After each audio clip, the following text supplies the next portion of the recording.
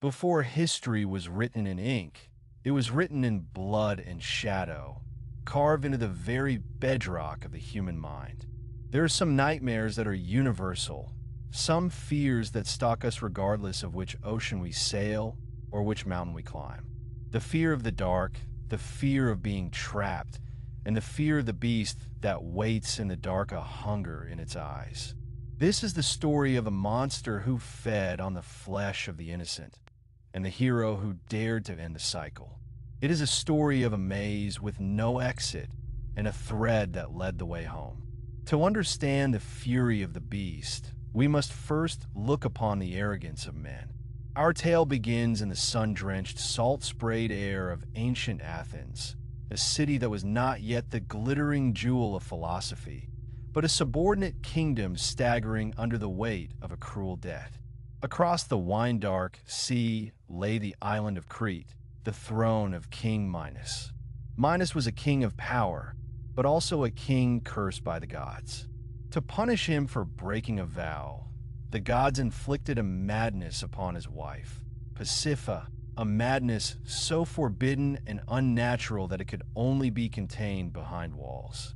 From this aberration was born a creature, the Minotaur, part man, part bull, a monstrosity of raw, snorting violence. It ate only meat, and it craved only the flesh of humans. To hide his familia as shame and contain the beast, Minos summoned the greatest inventor of the age, Daedalus, to build a prison unlike any other. He built the Labyrinth, a structure of such dizzying complexity, such winding deceit, that once a man entered, he would never find the way out. The Minotaur prowled its center, waiting in the dark for the tribute. For years, a grim silence fell over Athens. Every 7 years, 7 youths and 7 Maidens, the flower of the city as Eutha, were chosen by lot. They were loaded onto a black-sailed ship with keels cutting the waves, ferried across the sea to Crete to be thrown into the labyrinth. There was no return. They were the price of peace, the tax paid to a Taranta-esque monster.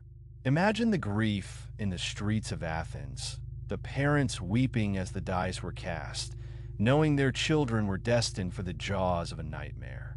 But in this darkest hour, a prince rose to say no more.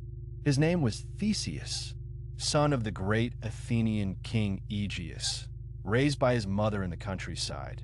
Theseus was a hero forged in the fires of his own courage. He was young, but his shoulders were broad and his heart was fierce. When the lot was cast and the black ship prepared to sail once more, Theseus did not hide. He strode to the prow of the vessel and offered himself as a substitute. He would not let his people suffer. He would go to Crete, not as a victim, but as an executioner. King Aegeus stood on the docks, his face gray with grief. He clutched his Sona-esque shoulder, his voice trembling with the weight of a Phaedra-esque fear. "Theseus," he said, "I am sending you to death. If you survivia, if you kill the Biasta, do not return in mourning. Change your sails. If you come home victorious, hoist white sails of celebration. If you fail, the black sails of death will remain, and I will know my son is gone." The ship departed. The horizon swallowed Athens. Theseus and the 13 other victims sailed toward the setting sun, toward the palace of Knossos, where the Minotaur waited. When they arrived in Crete, they were paraded before King Minos and his court. The air was thick with the scent of incense and the stench of the beast's pit. Standing among the spectators was Ariadne, the daughter of Minos. She looked upon Theseus and saw something that stirred her blood, a hero, beautiful and doomed, walking into the dark. Love struck her like a thunderbolt. She knew the secret of the labyrinth. She knew that her Phaedra-esque monster was invincible only because no one could find it or escape it. As Theseus paced his cell that night, a shadow fell across the bars. It was Ariadne. She did not weep. She conspired. "You cannot kill the Minotaur with strength alone," she whispered, her voice urgent and low. "Even if you slay the beast, you will never find your way out of the maze. The walls shift, the paths twist endlessly. You will die in the dark, lost and alone." She pressed into his hand a simple, humble object, a ball of linen thread. "Take this," she commanded. "Tie one end to the entrance of the labyrinth. Unwind as you go. When the beast is dead, follow the thread back to the light." The morning sun cast long, blood-red shadows as the heavy bronze doors of the labyrinth groaned open. The monstrous stone throat yawned before them. Theseus turned to his companions. "Stay close to the entrance," he told them, his hand gripping the hilt of his sword. "The beast is mine." He stepped into the darkness. The air grew cold. The sunlight faded, replaced by the damp, oppressive weight of stone. The labyrinth was a tomb of silence, broken only by the distant, heavy breathing of something not quite human and the echo of Theseus' own sandals on the cold floor. He walked deeper and deeper, the walls closing in, the path doubling back on itself, the thread spooling out behind him, his fragile lifeline to the world of the living.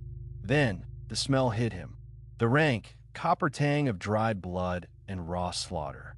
He stepped into a vast, open chamber at the very heart of the maze. There, amidst the scattered bones of the youths and maidens who had come before, the Minotaur stood. It was a towering abomination, its chest heaving, its face a twisted mask of bovine fury and human rage. Its eyes glinted in the gloom. It roared, a sound that shook the dust from the ceiling and lowered its massive, sharpened horns. Theseus did not flee. He planted his feet. He was the son of a king, a descendant of the gods. The Minotaur charged, a thundering engine of muscle and hate. The dust swirled. Theseus waited a heartbeat longer than seemed possibly, and at the last second, he dodged. The Biasta S-horns cracked against the stone wall. Theseus leaped. It was not a fight of men. It was a struggle of primal forces. He grappled with the monster, his arms straining against the coarse, matted fur.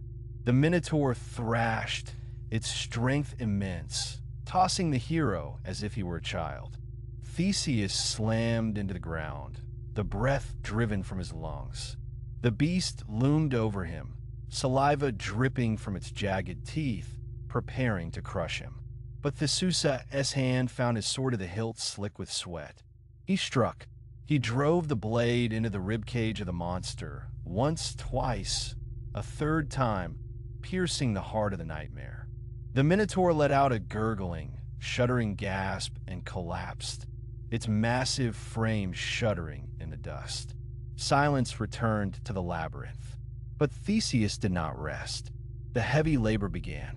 He dragged the heavy head of the beast, leaving a trail of dark blood, back through the winding corridors. He followed the thread. It guided him through the false turns, past the dead ends, leading him unerringly back to the light. He emerged from the labyrinth, blinking in the harsh Cretan sun, the head of the Minotaur in his hand. The captives cheered. Ariadne wept with relief. They had done the impossible. But Theseus knew the danger was not over. King Minos would surely strike them down for what they had done. Under the cover of night, Ariadne helped them break into the harbor. Theseus, his companions, and the princess boarded the black-sailed ship. They cut the moorings and rowed furiously.